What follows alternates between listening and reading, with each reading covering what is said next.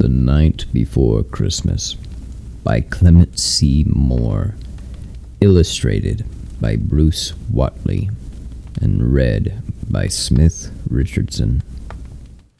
'Twas the night before Christmas, when all through the house not a creature was stirring, not even a mouse. The stockings were hung by the chimney with care, in hopes that St. Nicholas soon would be there.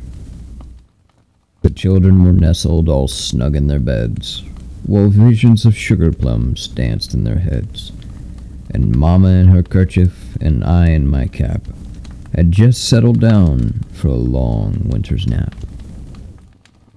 When out on the lawn there rose such a clatter, I sprang from my bed to see what was the matter. Away to the window I flew like a flash, tore open the shutters and threw up the sash. The moon on the breast of the newly fallen snow gave the luster of midday to objects below, when what to my wondering eye should appear but a miniature sleigh and 8 tiny reindeer, with a little old driver so lively and quick, I knew in a moment it must be Saint Nick. More rapid than eagles his couriers they came, and he whistled and shouted and called them by name. Now Dasher, now Dancer, now Prancer and Vixen, on Comet, on Cupid, on Donder and Blitzen, to the top of the porch, to the top of the wall. Now dash away, dash away, dash away all. As dry leaves that before the wild hurricane fly, when they meet with an obstacle, mount to the sky. So up to the housetop the couriers they fly, with a sleigh full of toys, and St. Nicholas too. And then, in a twinkling, I heard on the roof the prancing and pawing of each little hoof. As I drew in my head and was turning around, down the chimney St. Nicholas came with a bound.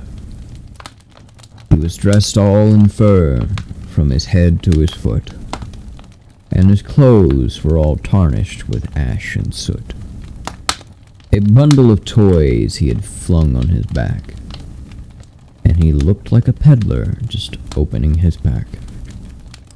His eyes, how they twinkled, his dimples so merry, his cheeks were like a rose, his nose like a cherry.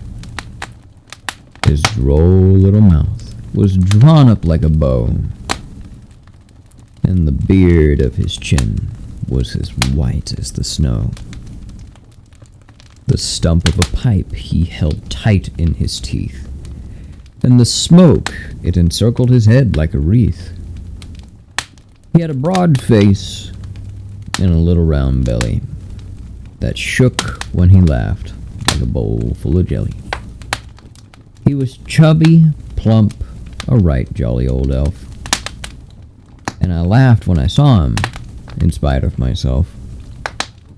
A wink of his eye and a twist of his head soon gave me to know I had nothing to dread. He spoke not a word, but went straight to his work, and he filled all the stockings, then turned with a jerk, and laying his finger aside of his nose, and giving a nod, up the chimney he rose. He sprang to his sleigh, to his team gave a whistle, and away they all flew like the down of a thistle. But I heard him exclaim, ere he drove out of sight, "Merry Christmas to all, and to all a good night."